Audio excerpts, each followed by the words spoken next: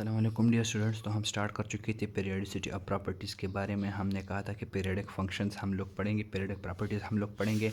तो उसमें पीछे की वीडियो में हमने डिस्कस किए एटॉमिक साइज़ के बारे में। एटॉमिक साइज़ को हमने डिटेल से एटॉमिक रेडियस और कोवेलेंट रेडियाई या कोवेलेंट रेडियस के टर्म्स में हमने डिस्कस किया। आज हम बात करने जा रहे हैं एक और पीरियोडिक प्रॉपर्टी की, जो कि आयनाइजेशन एनर्जी भी कहा जाता है या उसको आयनाइजेशन पोटेंशियल कहा जाता है। इसको हम आज डिटेल से कवर करने जा रहे हैं। Periodic table and periodicity of properties का चैप्टर यूनिट नंबर 3 हमने स्टार्ट किया हुआ। केमिस्ट्री है, ग्रेड 9 का केपी गवर्नमेंट का टेक्स्ट बुक है। तो स्टार्ट करते हैं। यहाँ पे हमारे साथ ये आयनाइजेशन एनर्जी या आयनाइजेशन पोटेंशियल किसको बोलते हैं। तो आयन आप लोगों को पता होता है कि आयन हमारे साथ दो तरह के होते हैं, पॉजिटिव चार्ज आयन और नेगेटिव चार्ज आयन। तो किसी भी एटम को आयन बनाने के लिए जो एनर्जी चाहिए होती है, आयन बनाना उससे किस तरह होता है, उससे इलेक्ट्रॉन रिमूव करना, इसको क्या बोलते हैं, आयनाइजेशन एनर्जी या आयनाइजेशन पोटेंशियल। किसी भी एटम से जो एनर्जी रिक्वायर्ड होती है, मतलब हमारे साथ एक एटम है, उस पर हम एनर्जी लगा देते हैं, उसको हम बम्बार करते हैं या एनर्जी उसको हीट दे देते हैं, चाहे कुछ भी हो, किसी भी तरह की किसी भी फॉर्म में एनर्जी हो। तो जितनी एनर्जी चाहिए उस एटम से इलेक्ट्रॉन निकालने के लिए उसको क्या बोला जाता है, आयनाइजेशन एनर्जी या आयनाइजेशन पोटेंशियल। यहाँ पर डेफिनेशन देख लेते हैं पहले। The minimum energy required to remove the valence electron या आउटर मोस्ट इलेक्ट्रॉन, दोनों एक ही बात है। हम लोग कौन सा इलेक्ट्रॉन निकालेंगे, आउटर मोस्ट जो कि वैलेंस शेल में होगा। मिनिमम एनर्जी जो कम से कम एनर्जी हमें रिक्वायर होगी, हमें चाहिए होगी टू रिमूव, ताकि हम निकाल सके the valence electron from the outermost shell of the gaseous atom. Atom किस फॉर्म में होगा, गैसियस फॉर्म में होगा। आप लोगों को रिएक्शन साइड में मैं दिखा भी दूंगा कि गैसियस फॉर्म में वहाँ पे स्मॉल जी लिखा होता है, ये आप लोग देखें स्मॉल जी लिखा होता है। तो एटम होगा गैसियस फॉर्म में और वैलेंस शेल से उससे एक इलेक्ट्रॉन निकालेंगे to form positive ion is called ionisation potential और आयनाइजेशन एनर्जी। इसको आयनाइजेशन पोटेंशियल या आयनाइजेशन एनर्जी बोला जाएगा। और इसका डिटेल देख लेते हैं। डिफिनीशन इसका सिंपल है। When an electron is completely removed from the valence shell of an atom, जब एक एटम के वैलेंस शेल से इलेक्ट्रॉन कम्प्लीटली रिमूव किया जाता है तो we say that the atom has been ionised. तो हम कह सकते हैं कि एटम जो है वो आयनाइज हो गया। This process is known as ionisation. इस प्रोसेस को क्या बोला जाता है, आयनाइजेशन बोला जाता है। विच नीड्स एनर्जी, जो जिसको एनर्जी चाहिए होती है, मतलब इस प्रोसेस के लिए एनर्जी चाहिए होती है, आयनाइजेशन प्रोसेस के लिए। The process of ionisation can be represented by the following general equation where A is in any gaseous atom. हमारे साथ यहाँ पे ये आयनाइजेशन रिएक्शन आप लोग किस तरह से लिख सकते हैं। तो यहाँ पे एटम हमारे साथ गैसियस स्टेट में होगा, उसको हम लोग एनर्जी देंगे, ये रिएक्शन साइड है। तो प्रोडक्ट साइड पे हमारे साथ क्या हो जाएगा, कैटायन, पॉजिटिव चार्ज स्पीशीज को कैटायन बोलते हैं, प्लस इलेक्ट्रॉन, उससे एक इलेक्ट्रॉन निकल जाएगा। अगर हम लोग सिम्बॉलिकली लिखे तो ये ए एटम को कंसिडर करता है और जी हमारे साथ ये गैसियस स्टेट में है, ई एनर्जी, इसको एनर्जी दी गई है तो हमारे साथ a positive charge ion in gaseous state आ जाता है, प्लस इलेक्ट्रॉन इससे निकल जाता है। ये उसका डेफिनेशन हो गया कि मिनिमम एनर्जी इलेक्ट्रॉन रिमूव करने के लिए जो हमें चाहिए होती है वैलेंस शेल से, एटम गैसियस स्टेट में होगा, उसको आयनाइजेशन एनर्जी या आयनाइजेशन पोटेंशियल बोला जाता है।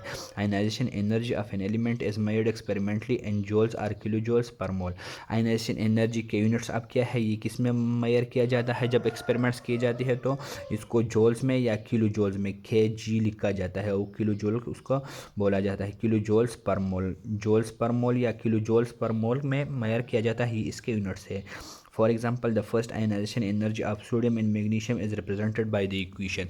यहाँ पे आप लोग देख सकते हैं ये दो इक्वेशन गिवन है हमारे साथ। फर्स्ट हमारे साथ क्या है, एन किसका सिंबल है, सोडियम का सिंबल है। सोडियम गैसियस फॉर्म में जो हो उसको एनर्जी दी जाती है तो उससे एक इलेक्ट्रॉन निकल जाता है, तो सोडियम पॉजिटिव कैटायन बन जाता है।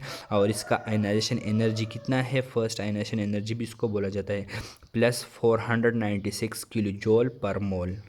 पर मोल डिवाइडेड बाय मोल को पर मोल बोला जाता है। तो हमारे साथ फर्स्ट आयनाइजेशन एनर्जी इसके लिए कितनी है, प्लस 496। प्लस का क्या मकसद है कि इसको हमने एनर्जी दी है, ये एक एंडोथर्मिक रिएक्शन है, एनर्जी ये मांग लेता है, मतलब ये एनर्जी हमने उनको दी है। सिमिलरली मैग्नीशियम का अगर हम लोग देखें तो ये हमारे साथ मैग्नीशियम गैशियस फॉर्म में उसको एनर्जी दी जाती है तो Mg+ बन जाता है और इससे एक इलेक्ट्रॉन निकल जाता है। ये इसकी फर्स्ट आयनाइजेशन एनर्जी है मैग्नीशियम की। सोडियम के फर्स्ट ग्रुप में है तो इसमें एक ही इलेक्ट्रॉन है तो इससे एक इलेक्ट्रॉन निकल सकता है। मैग्नीशियम सेकंड ग्रुप में है। यहाँ पे अगर मैं आप लोगों को पीरियड टेबल में दिखा दूँ तो यहाँ पे आप लोग ये बेरिलियम है उसके बाद मैग्नीशियम आ जाता है। यहाँ पे देख ले आप लोग बेरिलियम के बाद मैग्नीशियम है। Mg मैग्नीशियम का सिंबल है। सोडियम जो है ये फर्स्ट ग्रुप में है तो फर्स्ट ग्रुप में एक इलेक्ट्रॉन होगा आउटर मोस्ट शेल में, सेकंड ग्रुप में 2 इलेक्ट्रॉन होंगे। तो मैग्नीशियम से जब हम लोग फर्स्ट इलेक्ट्रॉन निकाल लेते हैं तो वो +738 किलो जूल पर मोल उसकी एनर्जी चाहिए होती है, ionisation energy. The about two values for sodium and magnesium are called first ionisation potential for sodium and magnesium respectively. ये इसको इस वैल्यू को क्या बोला जाता है? First ionisation energy for sodium, और इस वैल्यू को हम क्या बोल सकते हैं? +738 जो है ये फर्स्ट आयनाइजेशन एनर्जी है हमारे साथ। किसके लिए? मैग्नीशियम के लिए। फर्स्ट आयनाइजेशन एनर्जी का क्या मकसद है कि किसी भी न्यूट्रल एटम से जब आप लोग फर्स्ट इलेक्ट्रॉन निकाल लेते हो तो उसको फर्स्ट आयनाइजेशन एनर्जी बोला जाता है या फर्स्ट आयनाइजेशन पोटेंशियल बोला जाता है। इस तरह the energy required to remove second electron after the removal of first electron is called second ionisation potential. तो सेकंड आयनाइजेशन पोटेंशियल किसको बोला जाता है? जब आप लोग फर्स्ट इलेक्ट्रॉन निकाल चुके हैं किसी भी एटम से तो उससे अगर हम लोग दूसरा इलेक्ट्रॉन निकालना चाहे तो उसके लिए जितनी एनर्जी हमें रिक्वायर होती है उसको क्या बोला जाता है? सेकंड आयनाइजेशन एनर्जी या सेकंड आयनाइजेशन पोटेंशियल बोला जाता है। Magnesium second ionisation energy a represented by magnesium की सेकंड आयनाइजेशन एनर्जी हम किस तरह से रिप्रेजेंट कर सकते हैं? तो Mg यहाँ पे आप लोग लिखेंगे, उस पर एक प्लस साइन लिखेंगे जो कि कैटायन फॉर्म में होगा। इसका क्या मकसद है कि इससे एक इलेक्ट्रॉन निकल गया है, इससे हम दूसरा इलेक्ट्रॉन निकालना चाहते हैं तो ये हम लोग रिएक्शन साइड पे एनर्जी इसको दे देंगे तो मैग्नीशियम Mg2+ हो जाएगा। यहाँ पे +1 ऑलरेडी है तो एक इलेक्ट्रॉन और निकल रहा है तो यहाँ पे +2 हो जाएगा और ये एक इलेक्ट्रॉन इससे और निकल जाएगा। यहाँ पे इसकी एनर्जी अगर आप लोग देखें तो ये है हमारे साथ +1450 किलो जूल पर मोल। और इस एनर्जी का और इस एनर्जी का अगर आप लोग कंपैरिजन करें, अगर आप लोग इसका मवाजिना करें तो फर्स्ट आयनाइजेशन एनर्जी हमारे साथ कम है, दूसरी आयनाइजेशन एनर्जी हमारे साथ ज़्यादा है। ये किस वजह से? ये इस वजह से कि हमारे साथ जब फर्स्ट इलेक्ट्रॉन निकल लेता है तो यहाँ पे इलेक्ट्रॉन्स कम बच जाते हैं, जबकि न्यूक्लियस में प्रोटॉन जो है वो उसी तादाद में, फ़र्ज़ करें हमारे साथ टोटल 12 इलेक्ट्रॉन है, इसमें 12 प्रोटॉन है तो यहाँ पे अब हमारे साथ इसमें 11 इलेक्ट्रॉन है और 12 प्रोटॉन है।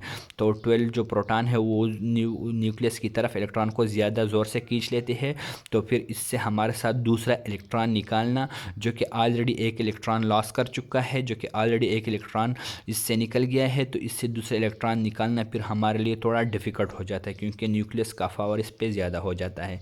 तो इसी वजह से एग्जाम पॉइंट ऑफ व्यू से एक शॉर्ट क्वेश्चन भी आ सकता है कि why is the second ionisation potential energy more than the first ionisation energy, या आप लोगों को इस तरह भी आ सकता है कि why is first ionisation energy less than the second ionisation energy और second ionisation potential.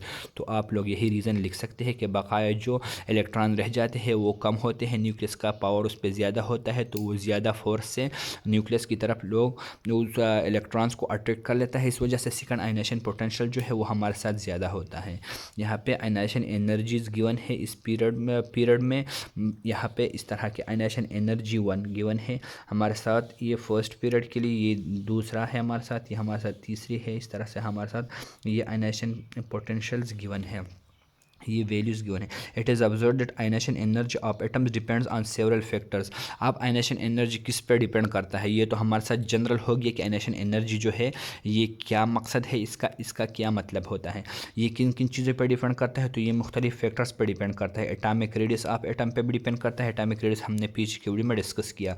Nuclear charge of atom, nuclear charge का क्या मतलब है कि न्यूट्रॉन्स में कितने हैं जबकि इलेक्ट्रॉन्स में कितने। Shielding effect of the low lying electrons, नीचे जो इलेक्ट्रॉन्स है उनका शील्डिंग इफेक्ट, मतलब कितने शेल्स है उसमें कितने कितने इलेक्ट्रॉन्स है उसको शील्डिंग इफेक्ट बोला जाता है। और electronic configuration of the atom के इलेक्ट्रॉनिक कन्फिग्रेशन पर, मतलब SPDF, ये मुख्तलिफ इसके अरेंजमेंट ऑफ इलेक्ट्रॉन्स किस तरह से है, तो ये इन चारों फैक्टर्स पर डिपेंड कर देता है। तो ये आज हमारे साथ आयनाइजेशन एनर्जी, आयनाइजेशन पोटेंशियल का टॉपिक हो गया। इसका जो ग्रुप में और पीरियड में ट्रेंड है वो हम नेक्स्ट वीडियो में इंशाल्लाह डिस्कस करेंगे। तो वीडियो को लाइक करना ना भूलें, चैनल को सब्सक्राइब करना ना भूलें, और जो स्टूडेंट्स नए हैं चैनल को ज़रूर सब्सक्राइब करें। और आप लोगों के जो भी क्वेश्चन हो वो मुझसे कमेंट सेक्शन में ज़रूर पूछ लिया करें। शुक्रिया।